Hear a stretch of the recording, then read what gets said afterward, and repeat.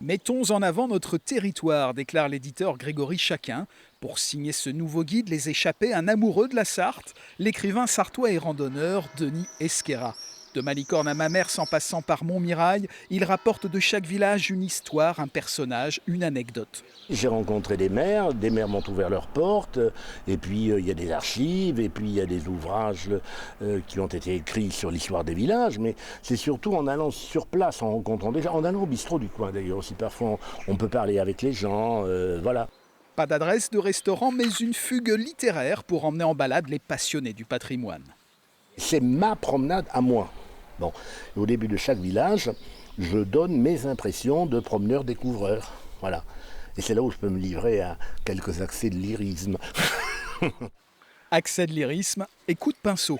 Denis Esquerra a signé une aquarelle pour chaque village. Alors c'est pas toujours facile, parce qu'il y a des villages où on me dit vous pourriez faire l'église, mais il y a aussi le château, et puis il y a aussi le vieux puits, et puis il y a aussi l'ancien lavoir. Et donc j'essaie de prendre le monument ou l'endroit qui est le plus emblématique. Ici on est à Montmirail, et donc à Montmirail évidemment c'est le château qui est emblématique du lieu. Crise sanitaire, écologie, retour en grâce de la ruralité. Pour l'éditeur, ce guide répond à de nouvelles attentes. On va voyager autrement, c'est sûr. Il y aura ce qu'on appelle un micro-tourisme, c'est-à-dire un tourisme très local. C'est aussi un moyen d'avoir une économie vertueuse.